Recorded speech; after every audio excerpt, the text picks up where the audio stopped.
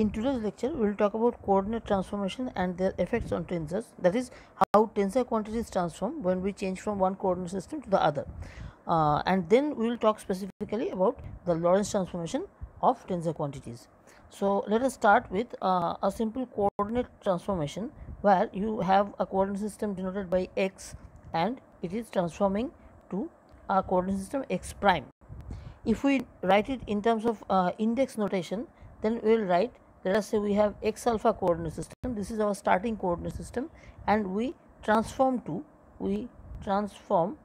a coordinate system x mu prime just by applying the, and when we say that we have a transformation relation which relates this primed and unprimed coordinate systems, what we mean is we have functional relations which helps us to write x mu prime in terms of x alpha, or vice versa, that is we can also have a reverse relation where we can write x alpha in terms of x mu prime. When both of these type of functional relations are available to us, we will say that it is the coordinate systems are related by good coordinate transformations.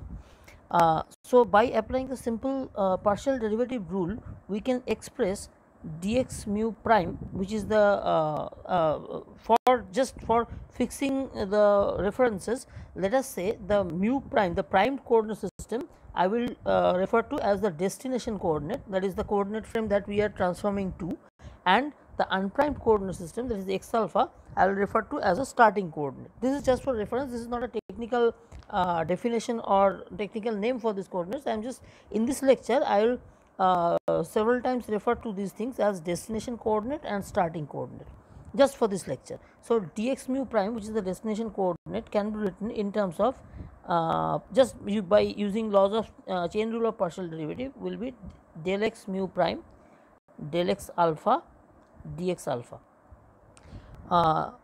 What this means is when I change the unprimed coordinate system from x alpha to x alpha plus dx alpha, that is there is a differential change in the coordinate system in the unprimed frame or the starting frame, then the corresponding change in the primed coordinate, that is the corresponding change x mu prime will undergo, will be x mu prime plus dx mu prime, and this dx mu prime will also be a function of the unprimed coordinates, that is I will, let us say I am writing dt prime, that is the change in the t prime coordinate, that since t prime is a function of xyz t, therefore dt prime will be del t prime del t dt plus del t prime del xi dxi, right, because t prime is a general function of t and xyz. This xyz I am referring commonly as xi. So, this, since t prime is a function of t and xyz, therefore d of t prime will be written like this. It basically means when I am changing t to t plus dt and x to x plus dx, y to y plus dy, etc., what will be the change in the t prime coordinate, that is expressed like this. And similarly, the dxi prime, that is the change in the spatial coordinates in the transformed frame or prime frame or destination frame, will be like del xi prime del t dt plus del xi prime del xj dxj, where we have sum over this j as 1, 2, 3, etc. I think you these things are pretty clear to you. So, so now what we need to concentrate on is this relation dx mu prime, which is del x mu prime del x alpha dx alpha.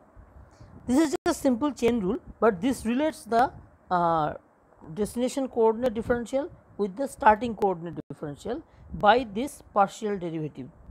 Notice the structure of the partial derivative, it relates all the x mu prime coordinates with the with all the x alpha coordinates and how their partial differentiation with respect to each other changes. Since they have two indices, one is mu prime and one is alpha, so it can be in general written as a matrix, and let us fix the notation of the matrix like this m mu prime alpha. Note what I have done here is, see, the destination coordinate index is mu prime, this is the destination coordinate index. This I am writing and in the first position, this is the row position of this matrix, and the starting coordinate index, that is the starting index, is written as column. So, this is our notation that we fix it by, see, this is x mu prime is the destination coordinate and dx alpha is the starting coordinate. The corresponding indices that appears in the matrix, the destination coordinate index mu prime will be in the row position, that is the first position, and the starting coordinate index alpha will be in the second position, that is the column position for this matrix. Okay. And there is another type of positioning, that is mu prime is written in a kind of contravariant way and alpha is written in a covariant way. Why is this? Because this mu prime actually refers to the mu prime of the dx mu prime, right. The left hand side mu prime, which is the free index of this equation, this mu prime appears as a contravariant index. Therefore, the corresponding mu prime that appears on M here should also be a contravariant index, and the alpha that appears down below as a column, that alpha has to contract with the dx alpha. Since dx alpha, we are talking about transformation of contravariant components. So, dx alpha will have alpha in the contravariant position, and therefore, this alpha has to contract with this alpha has to contract with the covariant alpha of M. So, this is how our notation is fixed, that is when we are transforming from a contravariant transforming between two contravariant components, then the destination coordinate index will be row and the starting coordinate will be column, and their contravariant or covariant position will depend on the corresponding position of the coordinate differential. That is, if mu prime is in the contravariant position, the corresponding mu prime on the M will also be a contravariant position, and so on. So, this is how our notation is fixed. Just for practice, let us also try and write what the covariant component of coordinates will behave like. For example, let us say dx mu prime, this is a covariant component of the coordinate. Notice that the coordinate actually is dx, right. Now, its components are the 0th and first, second, third, that is the three special components. Now, how we take the components? We can take contravariant components and write it as dx mu prime, or we can take covariant component and write them as dx mu prime like this. So, both of them are valid and they are just two different representation of the same one rank tensor quantity, right. So, let us just try and write what this dx mu lowercase should be, again using the same partial derivative laws. Naturally, this should be like dx mu prime on the denominator, sorry, on the numerator, and then del x alpha, then dx alpha. If we write it like this, note that the mu prime appear on the left hand side appears as a covariant index. So, therefore, on the right hand side also the matrix, it will have a covariant position, because mu prime is the destination coordinate. So, naturally it will be a row, it still is a row, and alpha, this alpha is basically the starting coordinate index. So, it will be a column and the position will be on top. Why? Because this alpha has to contract with the alpha that appears with dx here. So, since dx alpha will be a covariant index, this alpha that appears with dx will be a covariant index. So, therefore, the alpha that appears in the transformation matrix, or this factor, this alpha has to go on top. So, and therefore, this M mu prime alpha will be positioned like this. So, mu prime is a row, alpha is the column, mu prime is in the covariant position, and column the alpha is in the contravariant position. Then all the contraction etc. Or the summing up of index etc. Behaves normally. So, notice that we are following the same reasoning for I mean row and column positioning of indices, be it the covariant components or the contravariant components. So, this is all we need to talk about for general coordinate transformation. Now, specifically let us go and talk about the Lorentz transformation structure. We know that Lorentz transformation relates your x, y, z, t with the x prime, y prime, z prime, t prime, etc. And the general relation will be like x mu prime will be lambda mu prime alpha x alpha, where this lambda is your Lorentz transformation matrix. If you want to take a partial derivative of x mu prime with x alpha, then it will be like x mu prime del x mu prime del x, let us say beta, I will take for generality. This lambda is a Lorentz transformation matrix, and you know that it only has velocities, the relative velocity of the two coordinate frames, and therefore it does not have any coordinate dependence or time dependence. Therefore, this lambda is just a constant matrix, so it will just be there, and the derivative operation will actually occur on x alpha. So, there will be del x alpha del beta. When I take a derivative with respect to x beta coordinate, it will be like del x alpha del x beta. Naturally, this will be lambda mu alpha mu prime alpha, then dx alpha del x alpha del x beta will be a delta function between alpha beta, because I am taking x alpha coordinate derivative with x beta coordinate. So, therefore, it will be delta alpha beta, and when you operate this delta alpha beta on this lambda, since this alpha and this alpha contracts, so what I am left with is lambda mu prime beta.